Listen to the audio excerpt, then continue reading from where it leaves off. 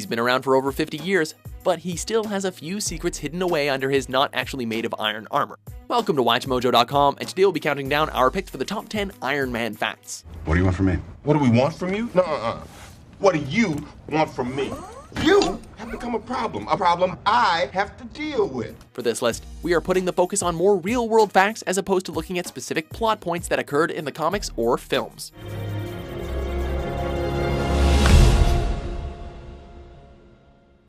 Number 10. Stan Lee didn't write his first appearance.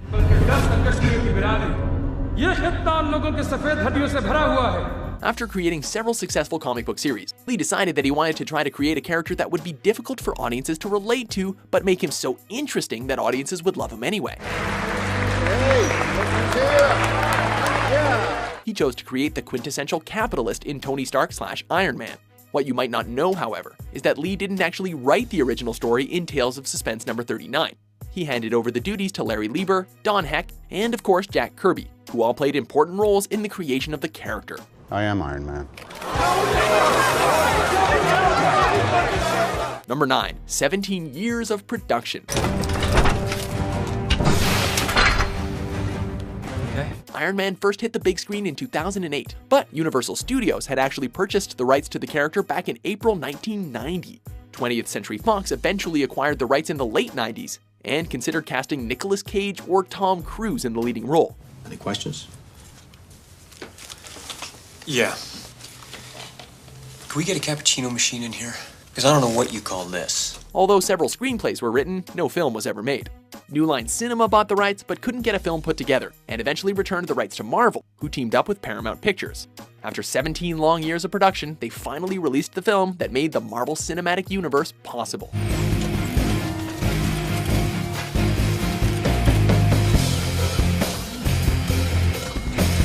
Number 8. Large female fan base. You ever lose an hour's sleep your whole life? Be prepared to lose a few with you. It's no secret that Tony Stark is a ladies' man, but the character's popularity with women goes beyond the comic book pages. According to Stan Lee, Iron Man was one of the first superheroes to gain a significant following with female readers, and these readers were responsible for most of the character's fan mail received by Marvel. Whether it's the money, the charm, or the do-what-I-want attitude, it's pretty clear that Tony Stark is successful with the ladies, both fictional and non-fictional.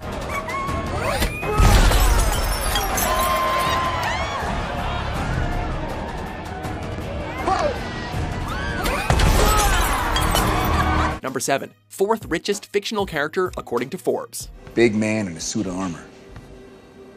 Take that off, what are you? Genius, billionaire, playboy, philanthropist. Anyone who's watched the films or read the comics knows that Tony Stark is incredibly wealthy, but how does he rank according to other fictional billionaires? In 2013, Forbes magazine answered that question by releasing their Fictional 15, which listed the 15 richest fictional characters. Visionary, genius, American patriot. They estimated that Stark was worth $12.4 billion, which was 4th behind Carlisle Cullen, Smaug the Dragon, and Scrooge McDuck. I love to dive around in it like a porpoise, and burrow through it like a gopher, and toss it up and let it hit me on the head. He did claim the title as the wealthiest superhero, however, with over $3 billion more than Bruce Wayne.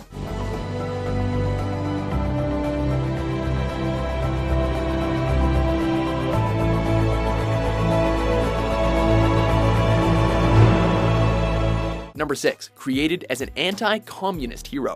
He says for you to start working immediately, and when you're done, he will set you free. No, he won't. No, he won't. Like it or not, comic books are and always have been political. Iron Man was first introduced in 1963 in the middle of the Cold War between the United States and the Soviet Union. If we don't stop him, we must stop him. It's time to iron things out. While Stan Lee has admitted that he wanted to create a character that would be difficult for fans to like at first, the character also served as an anti-communist hero. In Tales of Suspense number 39, Stark is captured by the Vietnamese tyrant Wong Chu. He is able to build a suit and escape, however, killing numerous communists along the way.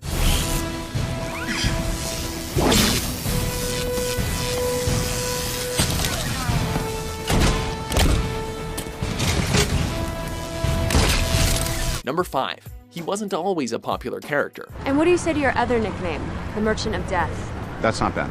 Ask anyone today who their favorite Avenger is, and odds are pretty good that they're gonna say Iron Man.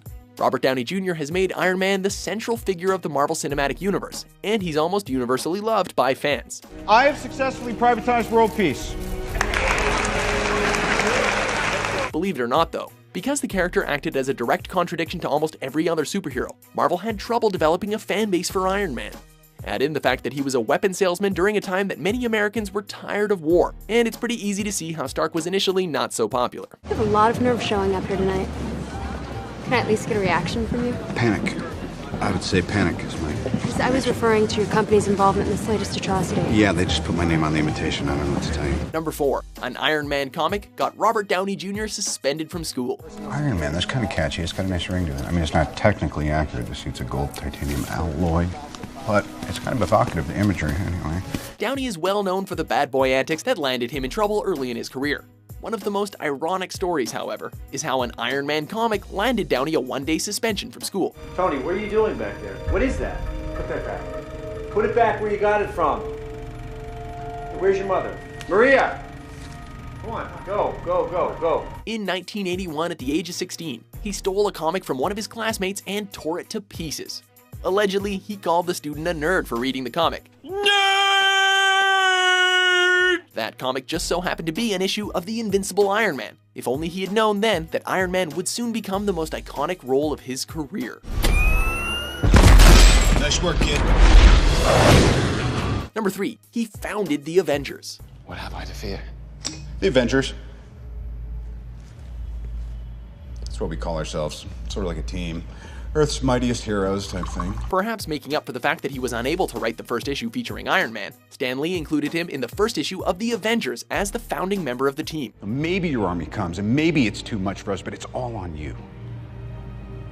Because if we can't protect the Earth, you can be damn well sure we'll avenge it. In the issue, Loki manipulates the Hulk into causing severe destruction, resulting in Iron Man, Ant-Man, Wasp, and Thor all attempting to stop him. They would eventually join together and call themselves the Avengers, with Iron Man assuming the lead position. He would also eventually step down in later issues, allowing Captain America to take over. You got the lightning. Light the bastards up. You and me, we stay here on the ground. We keep the fighting here. And Hulk. Smash. Number 2. Disney nixed a movie about Stark's alcoholism. I need you to do it. I am trying to do it. You're not listening to me. I'm trying to make you CEO. Why won't you let me? Have you been drinking? The films do an excellent job portraying a lot of things about Tony Stark's character, but one of the things they've so far skipped over is his battle with alcoholism. It's time to go to bed. It's time. You know, You're not going to be happy. Come on, you know you want You to. just keep the suit. I know, it has a filtration system. sexy. You could drink that water. Although this was hinted at in Iron Man 2 and 3, it hasn't been explored anywhere near as thoroughly as in the comics. She's right. The party's over. Then again, the party was over for me like an hour and a half ago. The after party starts in 15 minutes. In fact, there were talks about adapting the Demon in a Bottle storyline for Iron Man 3, planning to connect it to the PTSD Stark would have after the New York incident. Unfortunately, and I'm sure you saw this coming, Disney nixed the idea because of the large number of children who are fans of the Marvel films. Hey, you're a heart doctor. She's going to need a cardiologist, FA. Before we unveil our number 1 pick, here are a few honorable mentions. Hello, I am Jarvis. You are Ultron, a global peacekeeping initiative designed by Mr. Stark. Our sentience integration trials have been unsuccessful, so I'm not certain what triggered you. Where's your body? I am a program. I am without form.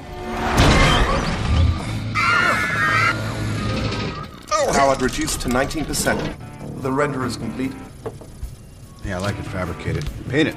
Commencing automated assembly. Estimated completion time is 5 hours. Number 1. Tony Stark is based on Howard Hughes. Jesus Christ, son. Howard, let me give you a little advice, huh? Why don't you take your oil money? Drill bits? Take your drill bit money, and why don't you put it in the bank? Howard Hughes was a multi-billionaire ladies' man who Stan Lee described as one of the most colorful men of our time.